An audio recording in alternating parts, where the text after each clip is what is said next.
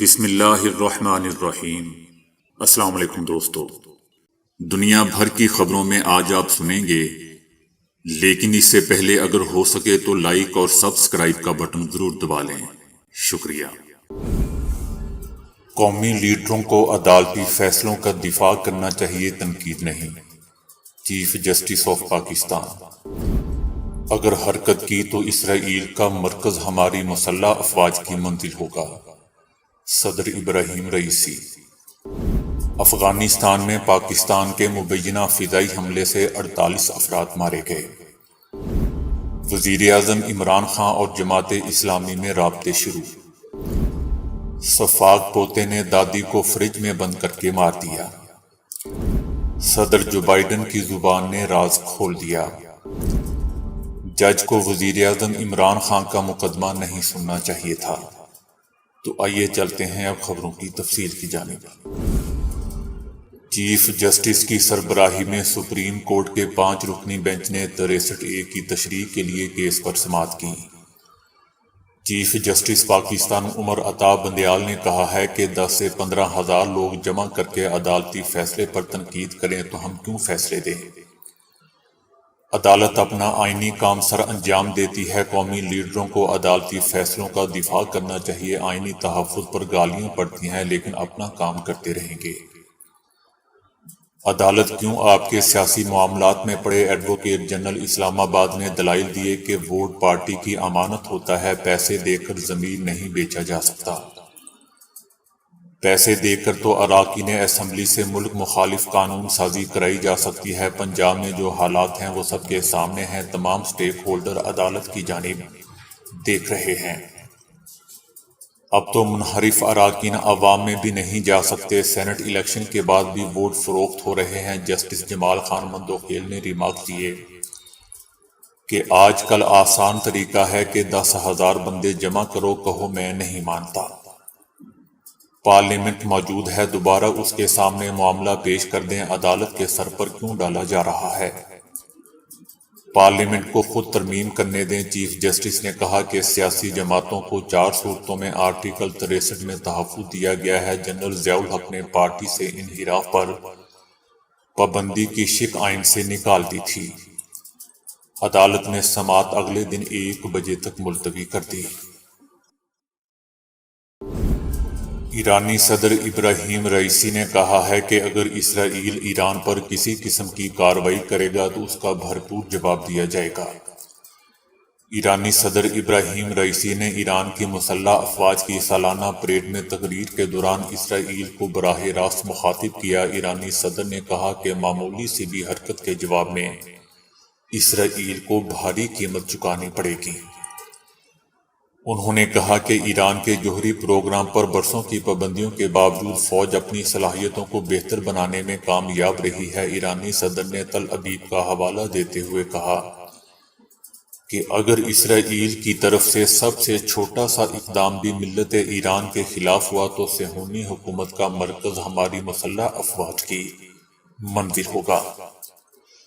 یاد رہے دوستوں کہ ایران نے 1979 کے اسلامی انقلاب کے بعد سے اسرائیل کو تسلیم نہیں کیا۔ اسرائیل نے حالیہ برسوں میں خلیج فارس میں پڑوسی عرب ممالک کے ساتھ تعلقات میں بہتری لائی ہے، جس سے ایرانی رہنما ناراض ہیں۔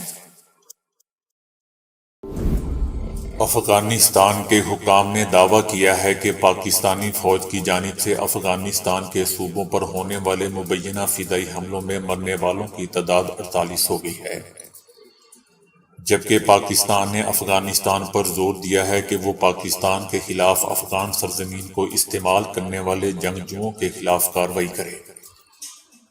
پاکستان اور افغانستان کے درمیان سرحد پر کشیدگی پچھلے سال طالبان کے اقتدار میں آنے کے بعد بڑھ گئی ہے، اور پاکستان کا دعویٰ ہے کہ جنگجو گروپ مسلسل حملوں کے لیے افغان سرزمین کو استعمال کر رہے ہیں۔ دوسری جانب طالبان نے پاکستانی جنگجوؤں کو پناہ دینے کی تردید کی ہے، تاہم ساتھ ہی وہ پاکستان کی جانب سے 27 کلومیٹر بارڈر پر باڑ لگانے پر بھی غصے میں ہیں۔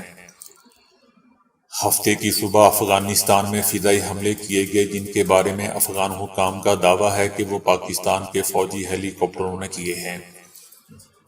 وزارت امر بالمعروف کا کہنا ہے کہ مرنے والوں کی تعداد 48 ہو گئی ہے۔ پاکستان کا کہنا ہے کہ پاکستان افغانستان کی خود مختار حکومت سے درخواست کرتا ہے کہ بارڈر کو محفوظ بنائیں اور ان عناصر کے خلاف ایکشن لیں جو پاکستان میں تخریب کاری کی وارداتوں میں ملوث ہیں۔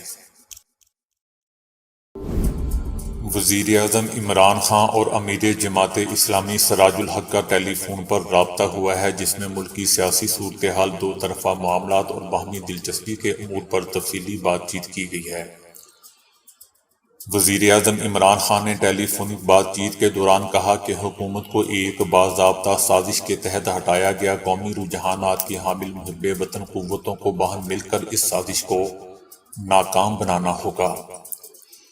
اس موقع پر امیر جماعت اسلامی سراج الحق کی جانب سے نیک تمناؤں کا اظہار کیا گیا ہے۔ پی ٹی آئی کے دور اقتدار میں دوستوں دونوں جماعتوں میں اختلافات پیدا ہو گئے تھے، جبکہ وزیر اعظم عمران خان کی ہدایت سے پرویز خٹک اور اسد قیصر جماعت اسلامی سے روابط آگے بڑھانے کا فریضہ سر انجام دے رہے ہیں۔ امریکہ میں بے رحم پوتے نے اپنی 82 سالہ دادی کو مہینوں تک فریج میں بند کر کے جان سے مار دیا۔ 29 سالہ رابرٹ نامی پوتے نے معمر خاتون کو شاپر بیگ میں بند کر کے فریج میں رکھا، جس کے باعث ان کی موت واقع ہو گئی۔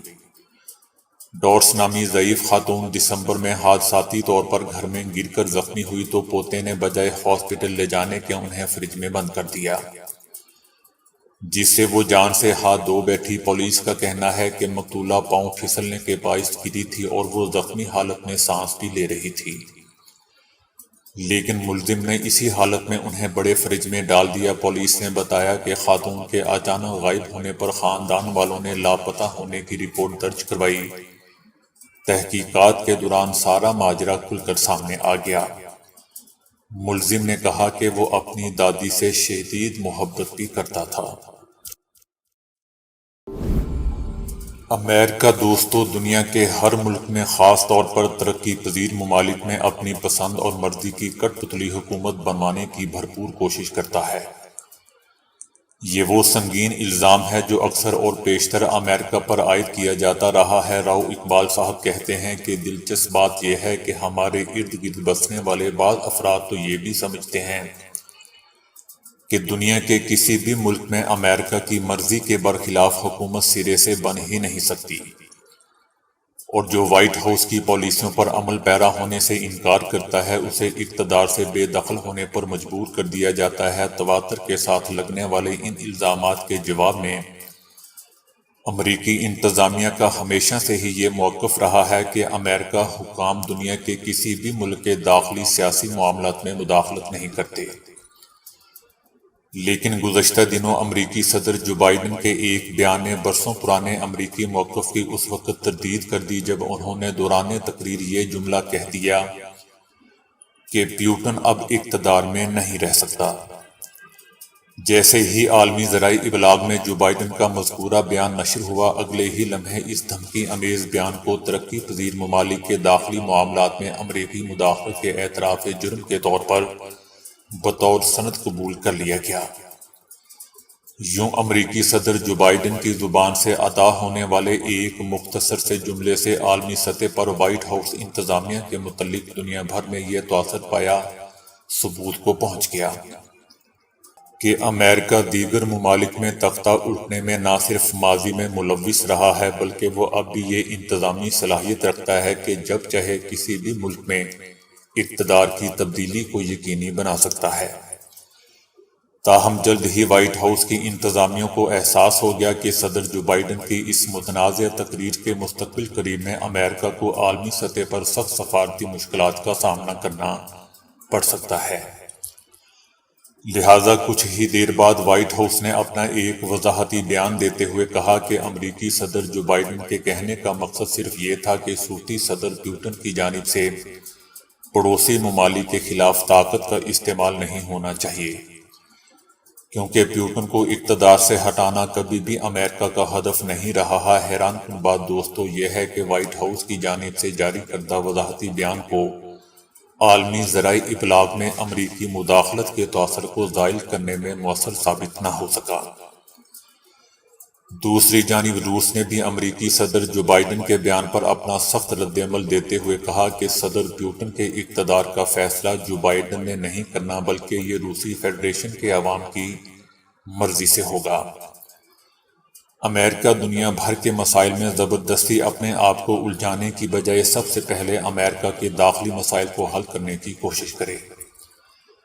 امریکی افواج کو دنیا بھر کے جنگی محاذوں سے نکال کر واپس امریکہ لانے کا نعرہ صدر ٹرمپ نے ہی لگایا تھا، مگر بدقسمتی کی بات یہ ہے کہ جو بائیڈن نے امریکہ میں عہدہ صدارت کو سنبھالتے ہی سابق صدر ٹرمپ کی پالیسیوں کو کوڑے دان میں پھینک کر ایک بار پھر سے امریکہ کو دنیا بھر کے معاملات میں الجھانا شروع کر دیا ہے۔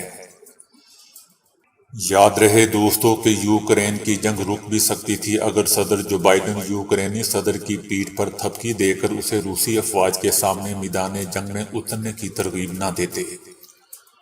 اور امریکہ کی کوشش ہے کہ یوکرین کو روس کے لیے سرد جنگ والا افغانستان بنا دیا جائے، لیکن یہ امریکہ کی یہ خواہش پورا ہونا فی الحال اس لیے ناممکن ہے کہ روس پر پیوٹن جیسا شخص حکمران ہے جو برسر اقتدار آنے کے بعد اپنے ملک کو گزشتہ چند برسوں میں 4 مختلف جنگیں جیت کر دے چکا ہے۔ لہٰذا امریکی صدر جو بائیڈن کے خیال میں یوکرین میں روسی افواج کو شکست فاش دینے کے لیے ضروری ہے کہ کسی بھی طرح پیوٹن کی حکومت کا تختہ الٹ دیا جائے۔ امریکہ دنیا بھر میں اپنی مرضی کی حکومتیں بنانے میں خاص دلچسپی رکھتا ہے، لیکن سوچنے کی بات یہ ہے کہ کیا امریکہ واقعی دنیا کے کسی بھی ملک میں اپنی من پسند حکومت قائم کرنے کی قدر اور صلاحیت بھی رکھتا ہے؟ یہ ایک ایسا مشکل سوال ہے جس کا آج تک کوئی تسلی بخش جواب نہیں مل سکا، لیکن امریکہ کا یہ طریقہ واردات روس میں کامیاب ہوتا ممکن دکھائی نہیں دیتا۔ وزیر اعظم عمران خان کی حکومت کے خلاف تحریک عدم اعتماد کا کامیاب ہونا اگر رجیم چینج نہیں تو پھر اور کیا ہے؟ کرنل غلام جیلانی صاحب کہتے ہیں کہ فوج کی طرف سے کہا گیا ہے کہ جس خط کا اتنا وبیلا مچایا جا رہا ہے اس میں سیکیورٹی کمیٹی میں یہ کہیں نہیں کہا گیا کہ وہ ایک سازش ہے، اور لفظ سازش استعمال ہی نہیں کیا گیا، لیکن اس کے علاوہ اور جو کچھ کہا گیا وہ سازش سے بھی کہیں بدتر اور پاکستان مخالف لفظ یعنی ننگی جارحیت ہے۔ یعنی اگر سازش کا لفظ استعمال نہیں کیا گیا تو ننگی جارحیت کا استعمال سازش سے بھی مکروہ تر لفظ ہے۔ فوج کی طرف سے ایک ایسا جواب تھا جس پر کسی بھی صحافی نے یہ سوال نہ اٹھایا کہ اگر سازش نہیں تو ننگی جارحیت کیوں کی گئی۔ بہتر ہوتا اگر جنرل بابر افتخار یہ کہتے کہ پاکستان کو امریکہ کی ضرورت ہے اور ہم امریکہ کو ناراض کرنے کا خطرہ مول نہیں لے سکتے، تو میرا خیال ہے کہ یہ ایک حقیقت پسندانہ اعتراف ہوتا۔ اگر یہ سوال پوچھا جاتا کہ پاکستان کی بقا اور خوشحالی کے لیے کیا ہمیں چین کی طرف دیکھنا چاہیے یا کیا روس سے کسی بڑے فائنینشیل پیکج کی امید ہے، تو زیادہ بہتر ہوتا۔ میرے خیال میں فوج کے سامنے یہی سوال ہوگا جس نے وزیر اعظم عمران خان اور فوج کی ٹاپ عسکری قیادت کے درمیان اختلافی دراڑ ڈالتی ہوگی۔ جہاں تک سپریم کورٹ کے فیصلے کا تعلق ہے تو اس سیاسی تنازع سے بقول جنرل بابر فوج کا کوئی لینا دینا نہیں۔ سپریم کورٹ کے کسی فاضل جسٹس صاحب پر تنقید نہیں کی جا سکتی، لیکن ان کے کسی فیصلے پر تو تنقید کرنا منع نہیں ہے، اور ان کے اسی فیصلے پر تنقید بھی ہو رہی ہے۔ وزیر اعظم عمران خان نے جب یہ کہا کہ گزشتہ 45 سالہ تاریخ میں انہوں نے عدلیہ کی کوئی حکم عدولی نہیں کی، اور پھر یہ سوال بھی کیا کہ اگر میرا ٹریک ریکارڈ یہ تھا تو رات کے 12 بجے سپریم کورٹ کے دروازے کیوں کھولے گئے؟ خان صاحب کی دوستو اس دلیل میں وزن ہے، اور جنرل ہارون اسلم نے یہ جو کہا کہ اگر کسی فاضل جج کا کسی مقدمے میں مفاداتی ٹکراؤ ہو تو جج کو اس مقدمے سے الگ ہو جانا چاہیے، قابل توجہ ہے۔ پاکستان کی عدالتی تاریخ بلکہ دنیا بھر کی عدالتی تاریخ میں بھی ایسی مثالیں موجود ہیں کہ جب کسی جج یا جسٹس کا ذاتی مفاد وجہ تنازع کے امکانات سے مملو ہو تو فاضل جسٹس کو وہ کیس نہیں سننا چاہیے۔ میں قانون کا طالب علم نہیں ہوں، لیکن انصاف کا تقاضا یہی تھا کہ اگر اتنا بڑا اور اتنا اہم کیس زیر بحث تھا تو اس کے اصول کو مد نظر رکھنا چاہیے تھا۔ اگر فاضل عدلیہ نے اس کا خیال نہیں رکھا تو اس کی شاید وجوہات بھی ہوں گی۔ تاریخ کے آئینے میں پاکستان کی موجودہ سیاسی صورتحال بہت سنگین اور سیال ہے۔ میری نظر میں اس کا واحد حل عام انتخابات ہیں۔ فی الحال کہا جا رہا ہے کہ اس سنگین صورتحال کو کوئی ٹھوس شکل اختیار کرنے سے پہلے کچھ دیر انتظار کرنا پڑے گا۔ یہ انتظار 7 ماہ یا اس سے کم بھی ہو سکتا ہے۔ اس کا دار و مدار عوامی قرار یا بے قراری پر منحصر ہے۔ اگر وزیر اعظم عمران خان رائے عامہ کو اس قدر اکسا اور موبائل کر سکتے ہیں کہ موجودہ حکومت اور ملک کے دوسرے اہم ادارے یعنی فوج اور سپریم کورٹ یہ محسوس کریں کہ ملک کی بقا، اس کی سلامتی اور اس کے استحکام کا دار و مدار نئے الیکشنوں پر ہے، تو یہ ایک نیک فال ہوگی۔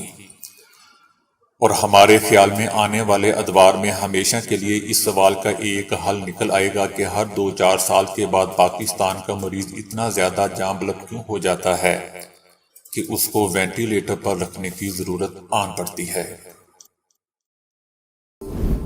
امریکہ میں ایک سکائی ڈائیور 12,000 فٹ کی بلندی پر ڈائیونگ کر رہا تھا کہ اس کی جیب سے اس کا آئی فون گر گیا۔ اتنی زیادہ بلندی سے گرنے کے بعد آئی فون کی کیا حالت ہوئی، دیکھ کر آپ کے لیے یقین کرنا شاید مشکل ہو جائے۔ میڈرو نے جو ہی جہاز سے باہر چھلانگ لگائی، اس کی جیب سے اس کا آئی فون نکل کر نیچے جا گرا۔ میڈرو کا کہنا تھا کہ میں نے فائنڈ مائی آئی فون ایپلیکیشن کی مدد سے اپنے آئی فون کی تلاش شروع کی۔ جب مجھے آئی فون ملا تو اس کی سکرین بری طرح ٹوٹ چکی تھی، تاہم فون اب بھی چل رہا تھا۔ میں نے اس کے بعد 2 ہفتے تک اس آئی فون کو استعمال کیا اور تب یہ فون چلتے چلتے اچانک بند ہو گیا۔ میرے اور میرے دوستوں کے لیے یہ بھی بہت حیران کن بات تھی کہ 12,000 فٹ کی بلندی سے گرنے کے بعد بھی میرا آئی فون 2 ہفتے تک کیسے ٹھیک چلتا رہا تھا۔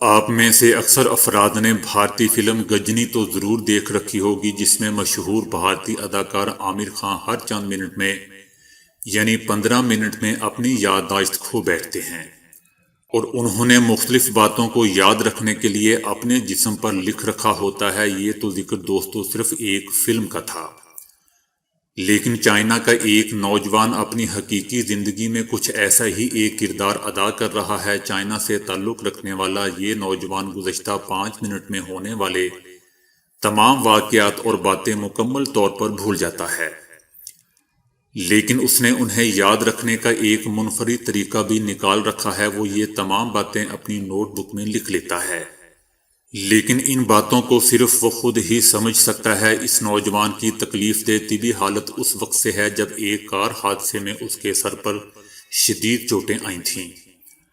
وہ اپنی روزمرہ ہونے والی ہر چیز کو یاد رکھنے کے لیے روزانہ اپنی ڈائری میں لکھتا ہے، اور یہ باتیں راستے میں ملنے والے لوگوں سے لے کر موسم کے حال تک کی ہوتی ہیں۔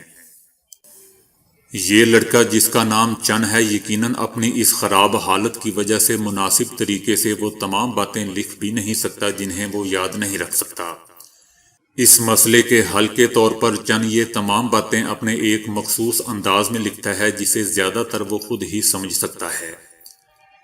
چن کا کہنا ہے کہ یہ ڈائری میرا مکمل ریکارڈ ہے۔ میں جب بھی گھر سے باہر جاتا ہوں تو اپنی نوٹ بک ساتھ رکھ لیتا ہوں اور دن میں ہونے والی تمام باتیں ریکارڈ کرتا جاتا ہوں۔ میں کس سے ملا، میں نے کیا کیا، میں نے کتنی ری سائیکل بوتلیں فروخت کر کے کتنے پیسے کمائے، یعنی ہر قسم کی بات لکھتا ہوں۔ چن کی اس بیماری کے سبب اسے کوئی ملازمت بھی نہیں دیتا، اسی وجہ سے وہ پلاسٹک کی بوتلیں فروخت کر کے اپنے گھر اور والدہ کے اخراجات پورے کرتا ہے۔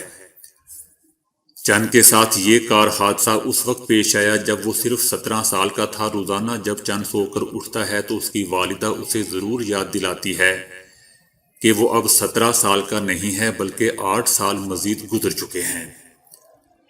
چن کی والدہ اس کے ہاتھ میں اس کی نوٹ بک تھما دیتی ہے، جسے پڑھ کر وہ جان سکتا ہے کہ اسے آج کے دن کیا کرنا ہے۔ چن کی 60 سالہ والدہ کا کہنا ہے کہ اب تک یہ سب کچھ چل رہا ہے، لیکن میں اس وقت کا سوچتی ہوں جب میں دنیا میں نہیں رہوں گی تو چن کا کیا ہوگا۔ جبکہ چن کے والد پہلے ہی انتقال کر چکے ہیں۔ چن کی اس طبی حالت کی وجہ سے گاؤں کے دیگر باشندوں نے اس کا نام شارٹ میموری مین رکھا ہوا ہے۔ ان دونوں ماں بیٹے کا انحصار ایک دوسرے پر ہے، کیونکہ بیٹے کی یادداشت بحال رکھنے کا ذریعہ ماں ہے، جبکہ بیٹا ہی اپنی جسمانی طاقت اور کمائی کے ذریعے گھر کی دیگر دوستوں ابھی کے لیے اتنا ہی۔ ویڈیو کو لائک اور شیئر کرنے کا بہت بہت شکریہ۔